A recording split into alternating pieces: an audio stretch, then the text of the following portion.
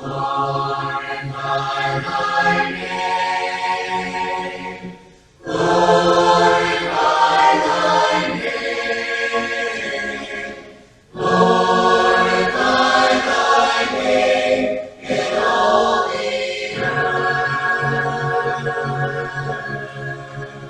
my name is Mike Gray, and welcome to another 5-minute message.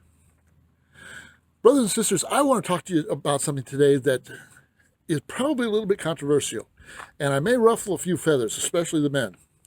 The question out there is, did God create woman to be inferior to man?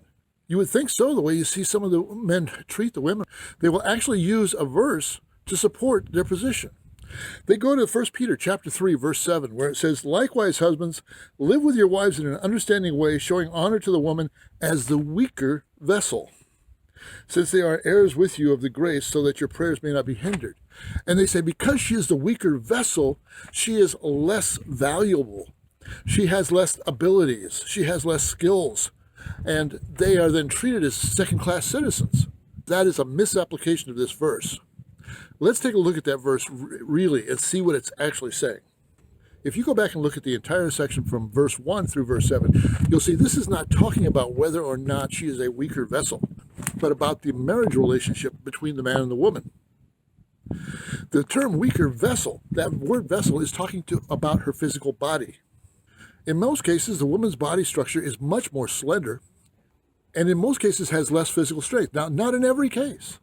There are women out there who could snap me like a twig, and I've met them, but their bodies are really designed for childbirth.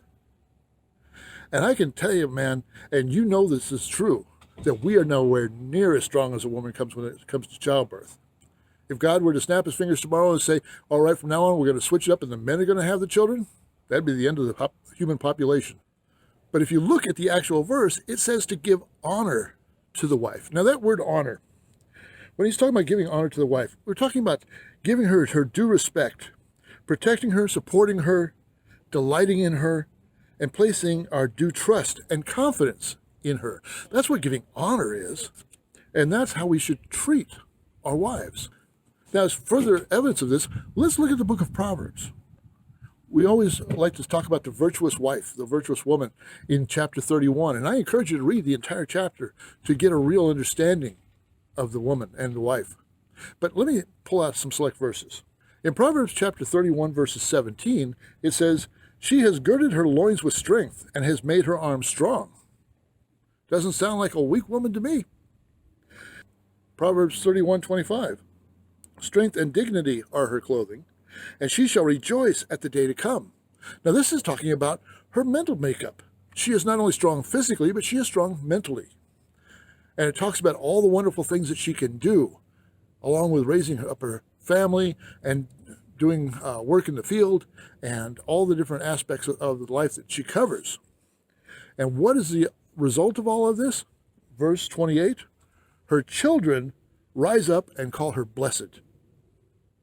Her husband also, for he praises her." That's what this verse is talking about. It's talking about that relationship of the man to the wife.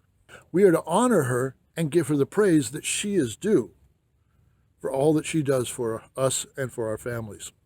If you go back to 1 Peter chapter 3, verse 7, and since they are heirs with you of the grace of life, they are co-heirs, equal partners in this as far as their salvation is concerned. They're not inferior to man, they're equal to man. In fact, if you look at the book of Galatians, chapter 3, verse 28, we've read this before. "There cannot be Jew or Greek, there is no slave nor free man, there is no male or female, for we are all one in Christ." We are the same. We are one. We are equal. There is no inferiority of the woman to the man. Women are not to be demeaned as inferior. They are to be held up and praised for the marvelous creation that they are. Thank you for watching.